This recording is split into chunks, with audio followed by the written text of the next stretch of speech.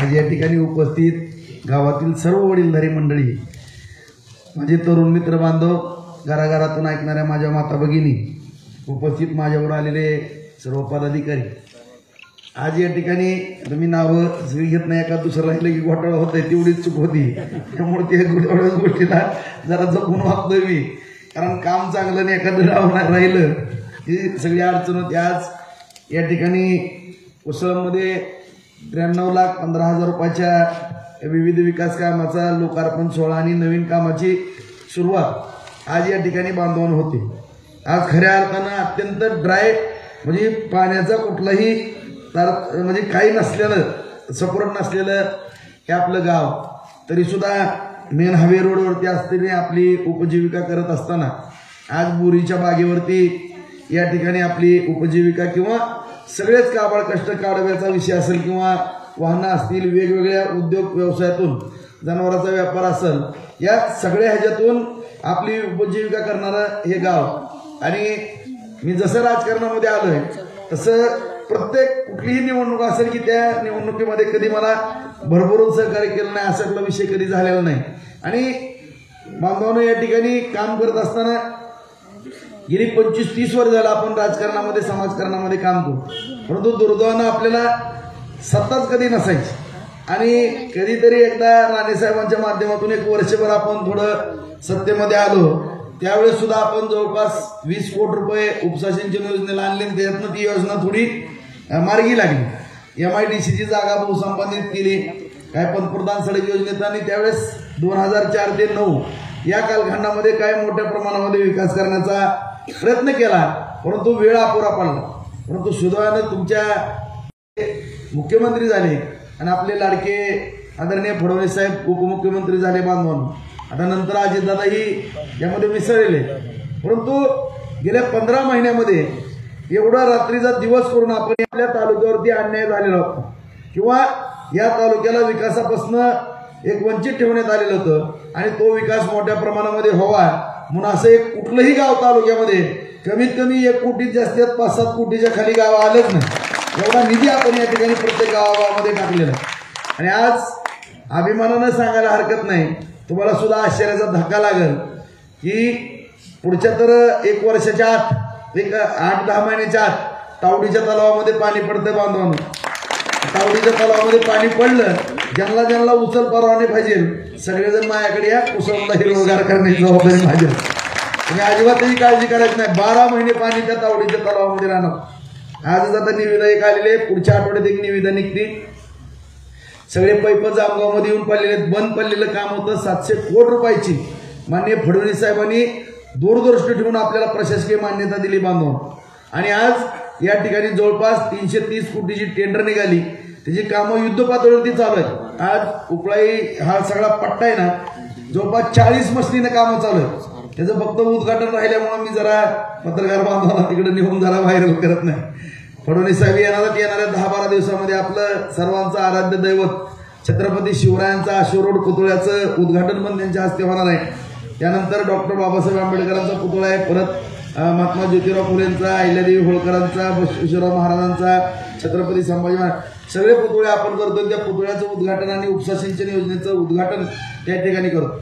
हे काम करत असताना बार्शी नगरपालिकेला सुद्धा मोठ्या प्रमाणामध्ये आपल्याला पाणी पुरवठ्याला निधी त्या ठिकाणी देतो। आणि सगळ्यात महत्वाची तुम्हाला आणखीन एक आनंदाची बातमी देतो की आता दुसरा टप्पा जो आहे की पहिल्या टप्प्यामध्ये 12,550 हेक्टर क्षेत्र आपलं 1 वर्षाच्या आत सगळ्या शेतकऱ्यांच्या शेतामध्ये पाणी जाणार आहे, कुठेही आपलं एक थेंब आता राहणार नाही।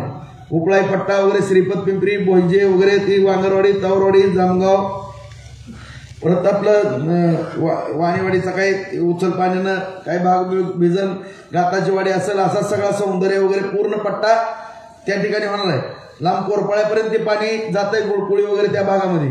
आणि जो दुसरा टप्पा आहे मित्रांनो, तुम्हाला तर माहिती आहे का, कुसळला पण उजनीचं पाणी येईल, ती त्याच्यामध्ये मी नाव समाविष्ट केलेलं आहे। आणि उजनीचं थेट पाणी एक पाईपलाईन उसळला सुद्धा शेतीच्या पाण्याकरता आणण्याचा माझा प्रयत्न त्या ठिकाणी आहे।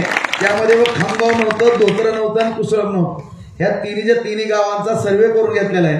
त्यामध्ये 5,500 हेक्टर जमीन त्या ठिकाणी दुसऱ्या टप्प्यामध्ये आपली भिजणार आहे आणि त्याच्यामध्ये कुसुमचा सुद्धा मी समावेश केला. त्याची यादी पाहिजे नसेल तर बघितली का यादी, बघितली का नाही यादी त्याच्यामध्ये, आणि त्याची मीटिंग सुदैवानं बुधवारी त्याच्या सर्वेक्षणाची बैठक त्या ठिकाणी होणार आहे. काम किचकट आहे, मला 2 ते 3 वर्ष इतकं पळावं लागणार आहे माझी, मला त्याची जाणीव आहे. पाणी या ठिकाणी आपल्या कुसुमला आणण्याकरता मी आटोकाट प्रयत्न करणार आहे, त्याच्याबद्दल कुठलीही काळजी करण्याचं कारण नाही. या ठिकाणी आपण बंधारे पण देतो. आणखीनही काही जर वड्याच्या सगळे तुम्ही प्रमुख जी 5-6 जण तुम्ही सगळे आणून तुम्ही आणखीनही वड्यावर काय बंधारे बसतात का बघा. म्हणजे आपला एक छोटाच वडा आहे ना, वडा पण मोठा नाही, तुमचा वडा पण लहान आहे ना, म्हणजे एवढी अडचण आहे की त्याला सुद्धा आणखीन रुंदीकरण काय करता येते का, त्याच्यावरती काय आणखीन बंधारे करता येतात का, ह्या सुद्धा गोष्टीची थोडी माहिती जर मला दिली तर आणखीनही पाण्याच्या बाबतीमध्ये काय त्या ठिकाणी प्रयत्न करायचा असेल निश्चितपणानं या ठिकाणी करण्यात येईल. त्याचबरोबर भविष्य काळामध्ये आपल्या भागामध्ये पाणी या ठिकाणी येत असताना तुम्हाला हिरवळ होणार आहे. कुणाला गायींचा विषय असेल, शेळ्यांचा विषय असेल, शेळी पालनाचा विषय असेल, कुक्कुटपालनाचा विषय असेल, कुठल्याही माझ्या तरुणाला एक मळणी यंत्राचा विषय असेल बांधवणं, किंवा ट्रॅक्टरचा विषय असेल, किंवा कुठलाही हार्वेस्टरचा विषय असेल, आणि जर भविष्य काळामध्ये तुम्हाला त्या व्यवसायामध्ये पडायचं असेल निश्चितपणाने माझ्याशी संपर्क साधा.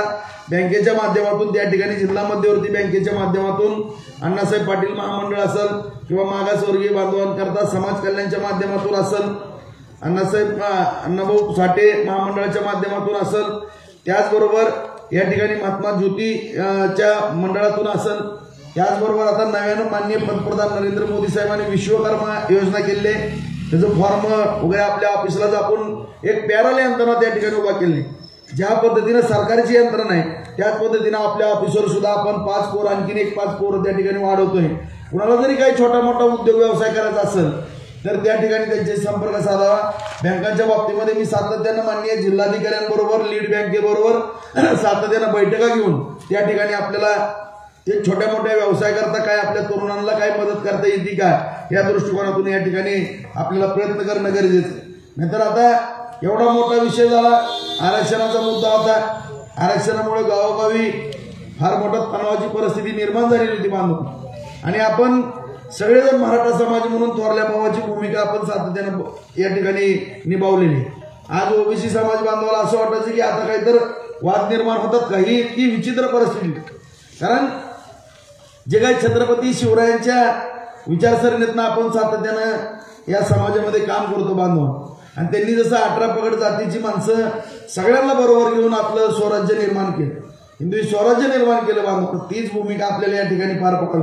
कारण गावचे कारभारी म्हणून आपण आहोत, आपणच सगळ्याला ओबीसी समाज असेल, मुस्लिम असतील, दलित असतील, सर्व 18 पगड जातीच्या लोकांना आपल्याला सांभाळून घेऊन या ठिकाणी समाजामध्ये कुठलीही तेढ न निर्माण होता या ठिकाणी काम करायचं. आज आरक्षणाचा जरी मुद्दा असला तरी मी माझ्या तरुण मित्रांना मी सांगू इच्छित बांधवनो, जरी आरक्षणाचा काही विषय आला किंवा आरक्षण लागू झालं तरी सगळ्यांची अपेक्षा असेल की मला नोकरी मिळेल. अशा नोकऱ्या 100% कुणाला मिळणार नाही.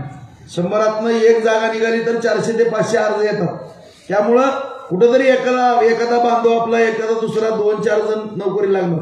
बाकीच्या सगळ्या आपल्या शेतकऱ्यांच्या मुला मला तुम्ही एक समोर धरा की मी एवढं तालुक्याचं राजकारण करत असलो, इतर जिल्ह्यामध्ये जरी फिरत असलो, मुंबईला सारखे हलपाटे काढून टाकून काही निधी आणत असलो, किंवा एवढी 5 लाख लोकसंख्या आपल्या तालुक्यात 3 लाख मतदान आहे, शहर एवढं मोठं आहे, 138 गाव आहे, एवढा जरी लोड माझ्यावरती कामाचा राजकारणातला असला तरी तुम्ही बघा की कमीत कमी 2 तास मी माझ्या व्यवसायाला देतो. तीच माझी सगळ्यांना विनंती आहे की आपण काही जरी करत झाले, कुठे राजकारण करणारी मंडळी असू द्या किंवा कुणी असू, सगळ्यांनी आपापला उद्योग बघून किंवा आपला परपंच बघूनच बाकीचे कुठाने करा. नाहीतर इकडं कोण पंतप्रधान, तिकडं कोण जगात चाललंय, इकडं काय असल्या टोकऱ्यातलंही घालून. नाहीतर आताची तर माझी तरुण पिढी मला टेन्शनच आहे. मोबाईल आणि 4-5 तास देत मुंडक, ह्याच्याशिवाय काय दुसरं दिसत नाही. वाईट वाटतं ह्या पिढीनं पण केलं. आता नवीन पोरांना माझी विनंती आहे, नुसतं मोबाईल आणि ती गेम काय बरोबर आहे पोरांनो, चांगली गोष्ट आहे, त्याचा चांगला उपयोग व्हायला, जे कळायला लागले त्याच्याबद्दल वस्तू काय वाईट नाही, परंतु तिची किती हातात ठेवायची किंवा त्याचा किती वापर करायचा ह्या सुद्धा गोष्टीकडे तुम्ही लक्ष द्या. सगळेजण आता बघा, मी संध्याकाळी जर त्याच चौकातनं चाललो ते पानपट्टी चहाची कॅन्टीन आणि त्या चहाच्या कॅन्टीनला नुसतं तर थोडं आपले मर्दांगी पण खेळ होऊ द्या, कुठं कुस्त्या खेळा थोड्या, कुठं रनिंग करा, कुठं कबड्डी खेळा, कुठं खो खो खेळा, कुठे इटी दांडू, तर सगळे आपले खेळ तर गायबच आहे. त्या मोबाईलवरच आपले गेम खेळत असतात. थोडं सांगण्याचं तात्पर्य मी कुटुंबातला तुमच्या घटक आहे म्हणून मला ज्या काही गोष्टी सुचतात त्या गोष्टी या ठिकाणी सांगण्याचा प्रयत्न मी निश्चितपणानं सातत्यानं करत राहणार आहे. मला जरी काही कुणाला सुचवायचं असलं तरी मला त्या ठिकाणी सुचवतो. आता बाबाने आता मला सांगितलं की भाऊ गाडीचा विषय, बाबा काळजी करू नका, गाडी पांगरी किंवा इडसीची गाडी इथं एक थांबा देण्याची व्यवस्था पण आपण या ठिकाणी करून जेणेकरून आपल्या हप्ताला या ठिकाणी थांबायचे. मी 2-4 दिवसापूर्वीच गावातली सगळी आपली बऱ्यापैकी नेते मंडळी पण बोलवली होती. तुम्हाला पण हात जोडून सांगतो, सोसायटी आहे, ग्रामपंचायत आहे, मित्रांनो जेवढं चांगलं काम. आता मला सांगा, मी 2-3 वेळेस आलो इथं, मला माता भगिनी सांगितलं भाऊ त्या लाईटी जातात. एकदा त्याचा पाठपुरावा केला की मी कुठलं जरी वाटतंय माणसाला किरकोळ काम, पण असं किरकोळ काम सुद्धा 2दा-3दा माझ्यासमोर आलं तर मला टेन्शन येतं की माझ्याकडनं काय झालं नाही, मी माझ्या जीवालाच खाऊन घेतो. तसं तुम्हाला इतकं काहीच करायचं नाही. तुम्ही व्यवस्थित आराखडा तयार करायचा आणि माझ्यासमोर मांडायचं. तुम्हाला एवढा खट माणूस मिळलाय की मी माझं कौतुक करत नाही. मला वाटतं असला माणूसच खट नसेल की त्या कामाचा पिच्छा करता. त्यामुळे तुम्हाला एवढं काय जड जाणार नाही. फक्त गावातल्या सगळ्या लोकांना न्याय देण्याच्या दृष्टिकोनातून माझ्यापर्यंत कामं आणायची, ती कामं तुम्हाला मी प्रामाणिकपणानं आज कुठेही रुपयाची तुशीच लागणार नाही अशा पद्धतीनं कामं मी तुम्हाला करून देतो. तुम्ही आज बघा, अभिमानाने मी सांगतो, कुठल्या गावात काय चाललंय मला त्याशी घेणं देणं नाही, परंतु तुमच्या गावागावामध्ये जे निधी टाकतो तुम्हाला एवढं अधिकाऱ्याने बोलतो की फक्त क्वालिटीच्या बाबतीमध्ये कुणी तडजोड करायची नाही. आणि गावात पण सांगतो सगळ्यांना बसलेले, कुणी काम करतंय मला माहित नाही, त्या कामाचा माझा संबंध नाही, फक्त निधी देईल मी. पण काम करत असताना खराब जर काम केलं तर माझा जीसीबी तिकडून आला आणि काम फोडलं म्हणून समजायचं. मी अजिबात करणार नाही. आणि मी तुमच्या कामात लय झालं, मी गावात आलो तर अर्धा कप चहा पी, मी तुमचं कुठं जेवण म्हटलं जुन्या पोटऱ्यासारखं खाणार नाही आणि कुठल्या भानगडीत मी पाडणार. मला अजिबात मला 10 पैसे सुद्धा कधी अपेक्षा कोणाकडनं राहणार, कधी सुद्धा आयुष्यामध्ये मी असल्या भानगडीत पडणार नाही. अत्यंत निष्कलंकपणाने मला या ठिकाणी, कारण देवानी भगवंतानी मला उद्योग व्यवसाय छानपैकी दिल्यात. मी माझ्या त्या 2 राऊंड खाऊन माझे समाधानी आली. निवडणुकीत काय 2-5 एकराचे प्लॉटिंग गेले तरी परत 2-5 एकराचं घेतोय. मी काय त्याला मागं पुढं बघत नाही. आणि ह्याच गोष्टीमुळं, एवढ्याच गोष्टीमुळे तुम्हाला सांगतो आपलं क्रेडिट वाढलं. आज कुणाबद्दल एवढं कुणीच बोलत नसतं. एवढी मोठी नेते आहेत ती देशाची, राज्याची. कोण लागून गेलो, मी रानात काम करणारा राजा होतो, तुम्हाला तुम्ही सांगा बरं. आणखीन तर काय असं काय राजवाड्यातलं पोरग आहे का मी? आणि पण मी साधारणच घेऊ, तरी सुद्धा फडणवीस साहेब असं काय एवढा मोठा माणूस आता कोण आहे ते आपल्याला पण नाही. काय म्हणले, राजभाऊ राऊत म्हणजे आम्हाला बेरडचे. कोण कोणासाठी बोलते? आता बावनकुळे साहेब, एवढं आख्या जगात सगळ्यात आता मोठा पक्ष झाला भाजप, आणि त्या पक्षाचे प्रदेशाध्यक्ष. आता मला तर वाटलं आम्हाला काहीतरी रिंग मास्टर म्हणून काहीतरी काम लावतात काही, त्याचं टेन्शन आहे आम्हाला. तर ती तिसराच विषय म्हणले, 10 जे आमदार आहेत राज्यातले टॉप, आपण कोणाच्या 10 पैशाच्या भानगडीत पडत नाही, कोणाची भांडणं लावत नाही, कुठल्या वाईट विचाराशी आपली संगत नाही, कुठली चुकीचं पावलं आपल्याला टाकायची नाहीत, कुठल्या घाणेरड्या गोष्टीमध्ये आपल्याला जायचं नाही. तुमची या जनतेची, ज्या जनतेने मला आमदार केले नाही, तुमची मान कधी खाली जाईल असं माझ्याकडनं कृत्य बांधवून होणार नाही. कधी मी आयुष्यामध्ये तसली चूक कुठली करणार नाही की जेणेकरून माझ्या जनतेला असं वाटतं की आणि मी ह्याला उगाचच मत देईन, असा काही विषय होणार नाही. फक्त एवढंच मी आपल्याकडनं अपेक्षा करतो, कारण जे जुनं कुसळम होतं 2004ला आमदारकीला असं पळत होतं भिंगरीने, थोडं मध्ये जरा ही मोठा का ती मोठा, ती मोठा का ती मोठा झालं, त्याचं मला जरा अंक वाईट. तुमच्या मी हात जोडतो, पाया पडतो मित्रांनो, तुम्ही कामात मला किती पण राबवा, फक्त तुम्ही नका रे काय करू, आपले तुम्ही तेवढं मिळून राहा. एकामेकाला कुणी दुसण्या देऊ नका, खोड्या करू नका. तुम्हाला काय अडचण नाही, मी हे ना ती खंबीर. तुम्ही मला त्रास काय द्यायचा नाही द्या. तुम्हाला मी काय सांगतो, तुम्हाला थोडं काय वाटलं ना, मला डबल त्रास द्या ना, मी भोगतो ना, मी कुठं नाही म्हणतो तुम्हाला. तुमच्या कामामध्ये मला बोलवा, भाऊ इकडे यावंच लागतंय, नाही येऊन बसून मला बोला तुम्ही. पण तुमचा जे टुप्पा आहे किंवा तुमची जी ताकद आहे, कोण होतं रे आपण पहिलं 99ला लढायला आलो, कोण होतं आपल्याबरोबर? आणि आपल्याला पोलीस स्टेशनला नेलं तर सोडवायला माणूस लवकर नव्हतं. ही परिस्थिती आहे. आपल्याला मत दिलं तर बँकेतनं 50,000 रुपयाचा रोखा म्हणलं तर तिकडून चिठ्ठी आणि आपल्या माणसाला 50,000 रोखा मिळाला नाही. मिळाला का? तडपडली माणसं आपली. आपलं दूध न्यायचं म्हणलं तर आपलं दूध नेलं नाही, दूध नासली. आणि अशा परिस्थितीतनं आपण दिवस काढत असताना आज ऊस न्यायचा म्हणलं तर आपला ऊस न्यायला का त्यावेळेस माझ्याबरोबर आलेल्या माणसांचा तेरणावरनं कुठं आपण गाड्या आणल्या, इकडून गाड्या आणल्या, त्या सांगोल्यावरनं गाड्या आणल्या, पंढरपूरवरनं काय गाड्या आणायचं, त्यांना गाड्या आणल्या की ह्यांना ही शिव्या द्यायचे आणि ह्यांना शिव्या दिल्या की ती गाड्या बंद पडायच्या. कितीतरी दिवस अकलूजवरनं गाड्या आणायच्या. ते नंतर काकाचं तर ऊस बँड लावून ऊस कुठं नेतात का? बँड लावून ऊस न्यायला पण त्यांच्या पाहुण्याची ऊसाची गाडी आहे. आणि असे दिवस आज आपण या ठिकाणी काढले आणि ते दिवस संपल्यात. आज एवढी मोठी जिल्हा मध्यवर्ती बँक जी आपल्या सांगण्यावरून 50,000 रुपयाचं कर्ज आपल्या कार्यकर्त्यांना मिळत नव्हतं, त्या बँकेला 1900 कोटी रुपये वाढायला शेतकऱ्यांना द्यायला आपण भाग पाडले नव्हतं. एका वर्षात 1900 कोटी रुपयाचं वाटप शेतकरी बांधवांना आपण त्या ठिकाणी केलं. 4200 कोटी रुपयाच्या ठेवी त्या बँकेमध्ये झालेल्या आहेत. आता एवढी ताकदच आपली बँकेवरती त्या ठिकाणी निर्माण झालेली आहे.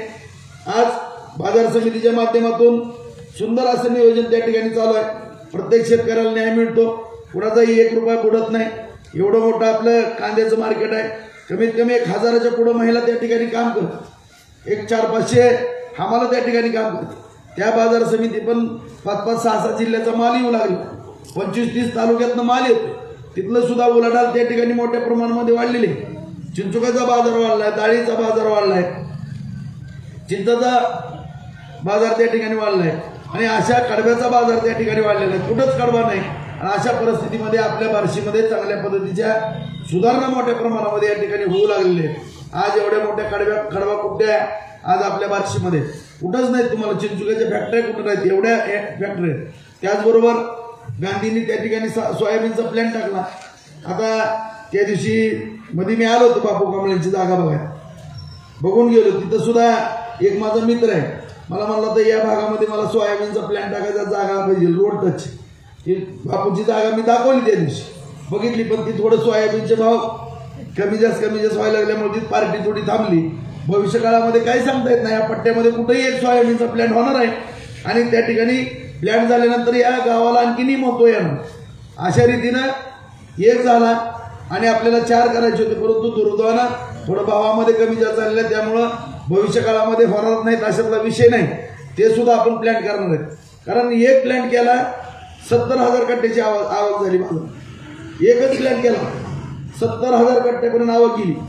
आज आपला खाजगी बाजार समिती आहे कांद्याची, रोज बघा तुम्ही जाताय ना 25-30 हजाराच्या खाली आवक नाही. सोलापूरला जी पैसे जात होते थांबले का नाही. तर आज 10-15 हजार आवक यायची त्या सोयाबीनची. 70,000 कट्टे बाजारात आली, थांबले ना पैसे बार्शीत, फिरला ना बार्शीत पैसा. तसंच डाळ मिल आपण केली. आज त्या डाळ मिलमुळं त्या शिंदेनं एक दुसरी मिल केली, लगेच मी धाडस केले.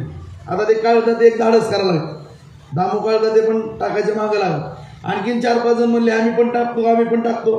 टाका म्हणलं, तुम्ही काळजी करू नका, मी हे बँकेला, तुम्ही भिवूच नका, मी सगळं शिकवतो.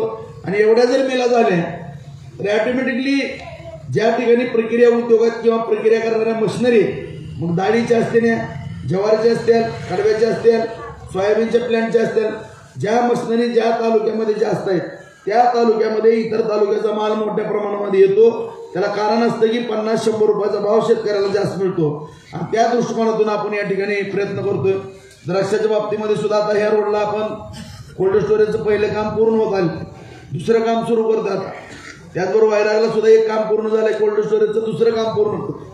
आणि त्या ठिकाणी सुद्धा द्राक्षापासून आपण मोनोके तयार करतो. मोनोके सांगलीला जी नेऊन ठेवायची होती, वाहतूक लांबणार होती, त्या आपल्या बाजार समितीच्या कोल्ड स्टोरेजमध्ये आपण कमी दरामध्ये शेतकऱ्याला मदत करून ज्यावेळेस मनुक्याला भाव येईल त्या दिवशी तो शेतकरी विक्री करेल, अशा पद्धतीचं बाजार समितीच्या माध्यमातून नियोजन केलेलं आहे. सर्व स्तरावरती आपण या ठिकाणी नियोजन करतो. आज त्या ठिकाणी नवीन GR निघालेले आहेत, शेळ्या बोकडाचे GR निघालेले आहेत, गायींच्या बाबतीमध्ये GR निघालेले आहेत, कुक्कुटपालनच्या बाबतीमध्ये GR निघालेले आहेत. ह्या सगळ्या GRचा तर माझ्याकडे घेतलेत मी, नवीन आणखीन योजना त्याच्यामध्ये निघालेल्या आहेत. त्या सगळ्याचं मी पुढच्या 4-8 दिवसामध्ये त्याचा अभ्यास करतो आणि प्रत्येक गावागावामध्ये ग्रामपंचायतीला, सोसायटीला मी ती पाठवतो. त्याचा सुद्धा अभ्यास मित्रांनो तुम्ही करून आपल्या जर गावामध्ये 4-4, 5-5 प्रकरणं झाली, तुम्ही तयार करा. कुठल्या बँकेत द्यायचं तर त्या बँकेला काय करायचं ते मी बघतो. त्याची कोणी काळजी करायची काहीच गरज नाही. फक्त एवढंच करा की जे होतपूर पोरं पुढे येणार आहेत त्यांच्या पाठीवरती फक्त तुम्ही हात मारा. बाकीची जबाबदारी माझी असेल. त्यांना छोट्या मोठ्या व्यवसायाला जोडबांधण्याला लावण्याचा विषय मी या ठिकाणी हाताळतो. अशा पद्धतीनं आपल्याला या ठिकाणी काम करायचंय. आणि ह्या काम करण्याचा एवढाच माझा उद्देश आहे की तुम्ही सुद्धा माझ्यासारख्या एका साध्या कार्यकर्त्याला, कुणालाही वाटत नव्हतं 99ला फिरायला आलो आमची टिंगल. पहिल्यांदा आम्ही मुंबईवरून आलो, तिकीट मिळालं, तिकीट मिळालं. अप्पा तुम्ही सुद्धा आमच्या इतक्या टिंगल्या गेल्या बाबा असत्या सगळी वगैरे सर एवढ्या टिंगल्या केल्या. हमने यांना 1000 तर मतं मिळतात का? सगळ्या टिंगल्या आलो. लगेच त्या शिवाजी महाराजांच्या पुतळ्यापासून इकडं तर लय आली उभाच राहू नको म्हणून. तिथनं आम्ही मिरवणूक काढत काढत 7-8 पोरं फॉर्म भरायच्या. पण त्या पिरियडमध्ये सगळीजणच लागली म्हणाला कशाला नोकरच सगळंच जाईल, शेतच राहायचं नाही काहीच राहायचं नाही. सगळी लागली घरी भेटवायला दादाला म्हणलं तुम्ही काळजी करू नका. मी अण्णाला गाठला आमच्या आजोबा.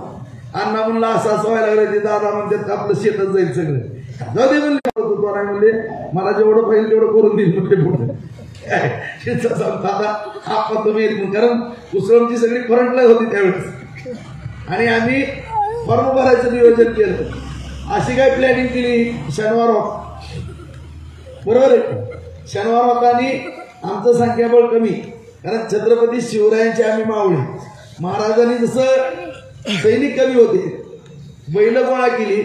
बैलाच्या त्या शिंगाला हे लावले आपले टेबे लावले किल्ल्याकडे पळवली. त्यांना वाटलं सैनिक आलं म्हणून ती किल्ला सोडून पळून गेली. त्यातला प्रकार आम्ही त्यावेळेस केला. आम्ही सगळी पोरं कमीच.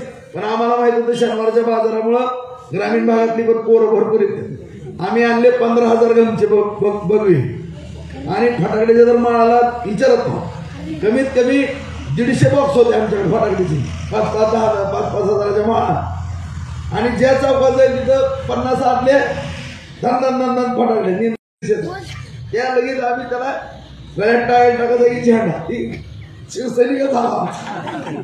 असे करत 10-12 चौकात अशी आमची बसमध्ये गेम बसली. ती जी मिसळी आमच्या ती कार्यकर्ते म्हणून शेवटपर्यंत आमचा टेम्पो झाला. आणि आम्ही अशा रीतीनं गरीबी का 39 मतानं पराभव पत्करावा लागला.